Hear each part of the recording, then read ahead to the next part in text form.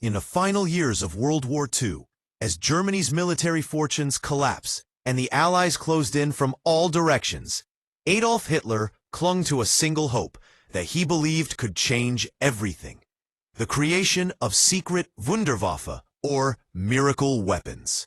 These machines, he insisted, would devastate the enemy, reverse Germany's losses, and deliver him the world-changing victory he had promised his followers. They were not ordinary weapons. They were enormous, experimental, futuristic, and in many cases, decades ahead of any existing technology. Hitler believed these inventions, rockets, spaceplanes, flying wings, and armored giants, would shock the world. But almost none of them ever saw combat. Their story begins in 1942, the year when Germany realized it could not win a long war of attrition. The Wehrmacht was suffering brutal losses in Russia, North Africa, and over the skies of Europe. The Allies were producing tanks, planes, and ships faster than Germany could destroy them. The Luftwaffe had lost the Battle of Britain. The Kriegsmarine was losing U-boats faster than it could replace them. And the Eastern Front was consuming hundreds of thousands of troops every month. This was the moment when Hitler grew obsessed with new weapons. Machines so advanced that he believed they would terrify the world and force the Allies to negotiate. One of the earliest of these secret projects was the Vengeance Weapon series.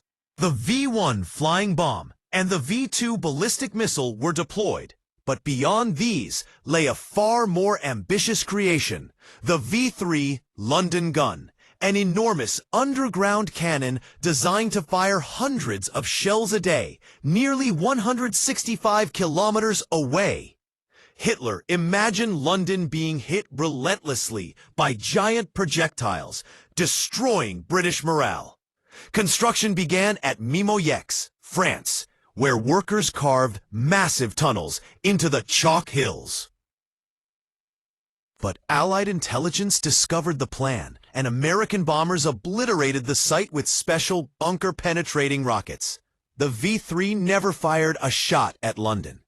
It remained one of Hitler's earliest and most dramatic failures in his Wunderwaffe dream. As the war grew worse, Hitler's dreams grew stranger. In 1943 and 1944, German engineers began developing the America Bomber, a long-range aircraft designed to bomb cities on the U.S. East Coast. Hitler believed that striking New York or Washington, even with a single bomb, would shock the Americans into reconsidering their involvement in the war. Several designs were proposed: the sleek Me-264, the huge Junkers Ju-390, and the more advanced Focke-Wulf TA-400. But none of them were truly capable of crossing the Atlantic and returning safely. Fuel shortages were so severe that even existing fighter squadrons could barely operate. The America Bomber became a symbol of Hitler's desperation. Then came an even more extraordinary idea: the Silbervogel, the Silver Bird. Designed by engineer Eugen Zanger, it was essentially a space plane, a rocket-powered bomber that would ascend into the edge of space, skip across the atmosphere, reach America, drop a bomb, and then glide back to Germany. It was decades ahead of its time, employing advanced aerodynamics and orbital mechanics. The mathematics behind it were sound, and some engineers believed it might actually work. But Germany lacked the materials, rocket engines, and production capacity to build such a machine. It remained only a blueprint, an idea so far beyond its time that modern researchers still study its concepts. While Germany dreamed of striking America, it also worked on controlling the land war with enormous armored monsters.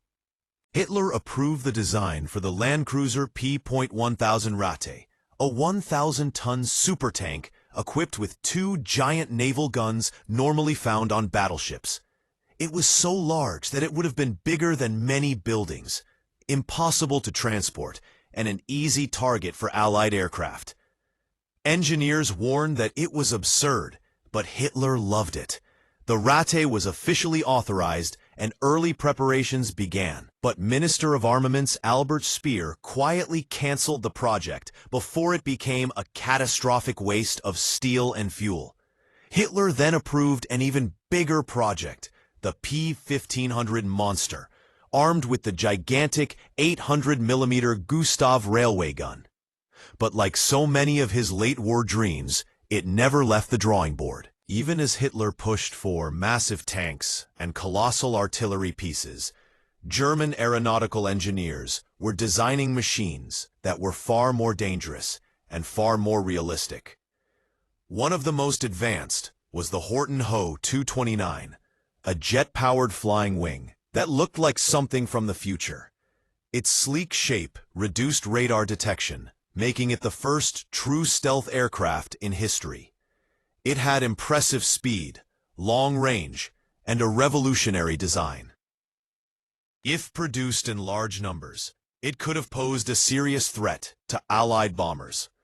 But Allied air superiority, fuel shortages, and the collapse of German industry made production impossible. When American forces reached the factory, they found the prototype hidden under canvas. They seized it and shipped it to the United States, where it influenced the development of modern stealth aircraft. Another futuristic jet concept was the Leipzig P-13A, a coal-powered delta-wing interceptor designed to fly at nearly the speed of sound. In theory, it would launch at incredible speed, intercept Allied bombers, and then glide back to land. Its aerodynamic tests were successful. Germany even tested a large glider version. But the engine technology was too experimental, and the Third Reich did not have enough time left to finish it. Like so many other Wunderwaffe, it remained a brilliant idea trapped in the final collapse of Nazi Germany. Germany also experimented with vertical takeoff fighters, rocket-powered interceptors, and other strange aircraft that seemed more like science fiction prototypes than real machines.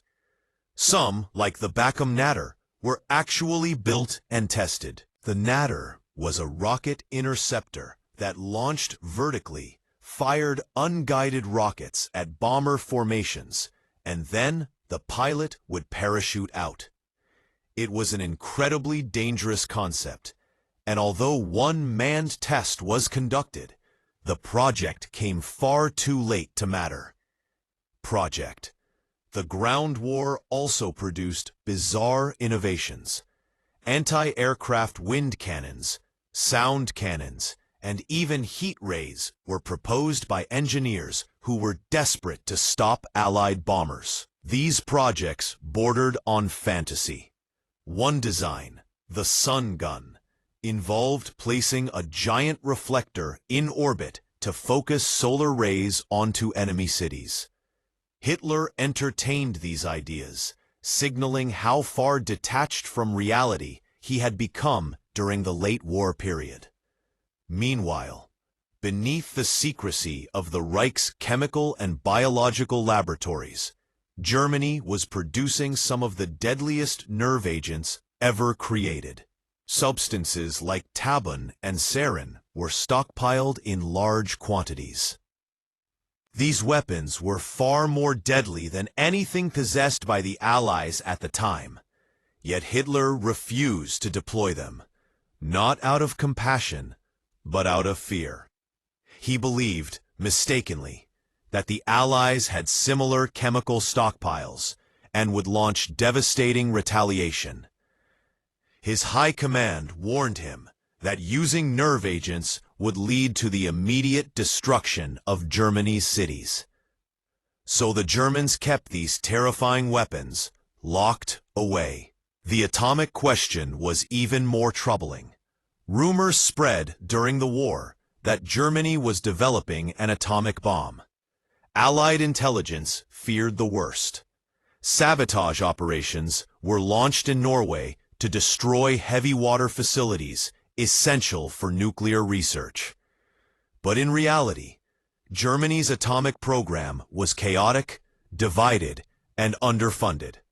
Leading scientists were unsure of the correct path, and conflicting ideas led to a lack of progress. When Allied forces finally captured German research centers, they discovered that the Reich was nowhere near achieving an atomic weapon. Still, the mere possibility had forced the Allies to accelerate the Manhattan Project, forever changing world history. Finally, there was one Wunderwaffe that did see combat, but far too late: the Me-262 jet fighter. This aircraft was revolutionary, fast, heavily armed, and nearly impossible for Allied piston-engine fighters to catch. It could have broken Allied dominance of the skies if deployed earlier. Many German aces begged for its immediate production. But Hitler interfered repeatedly, demanding it be converted into a bomber instead of a pure interceptor.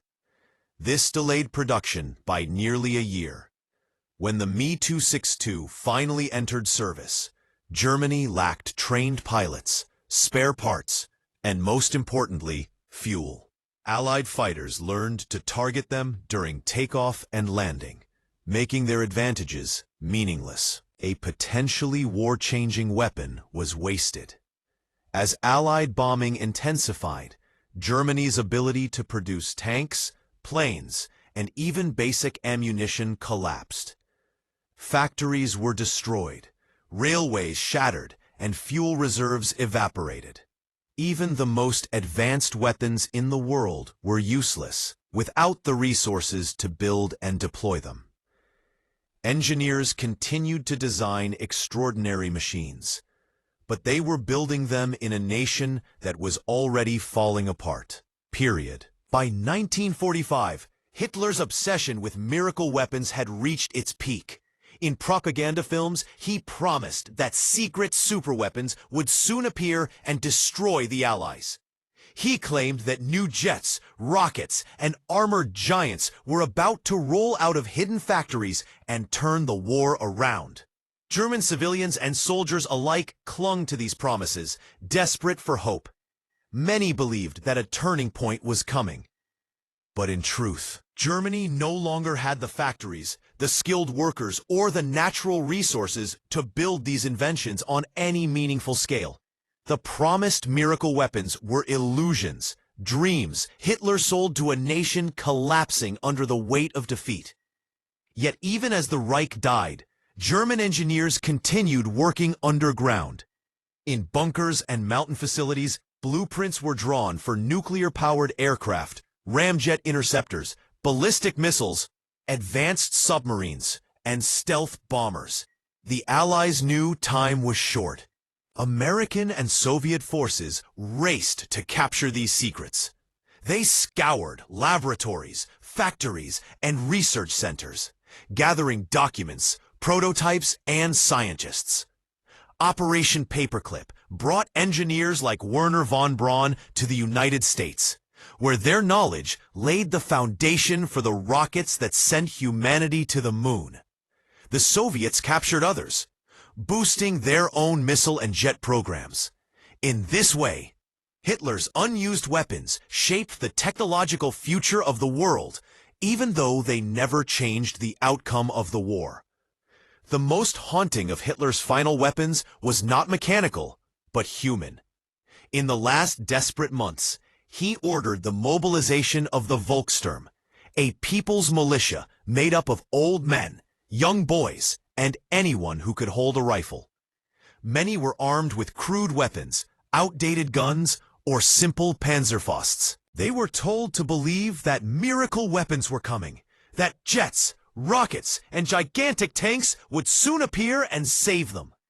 Propaganda showed dramatic footage of prototypes flying and firing, but the reality was tragic. Most Volkssturm fighters were sent into hopeless battles, sacrificed in a war already lost. As Soviet forces entered Berlin in April 1945, the last prototypes of Hitler's Wunderwaffe lay hidden in underground bunkers. Some were incomplete machines. Others were nothing more than drawings. Hitler retreated into his bunker, surrounded by maps that showed front lines collapsing in every direction. His dream of a technologically invincible empire had crumbled. No miracle weapon arrived. No secret project reversed the war.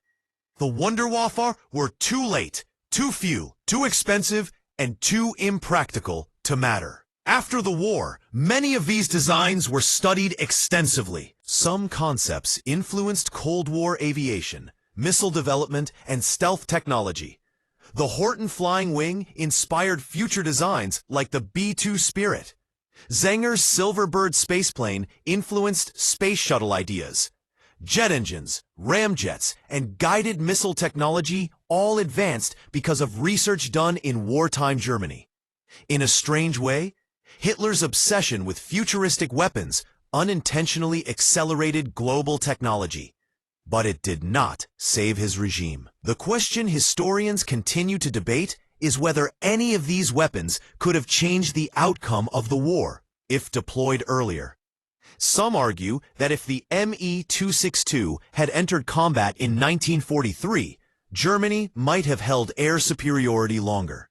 Others point out that without fuel and trained pilots, the jets would still have failed.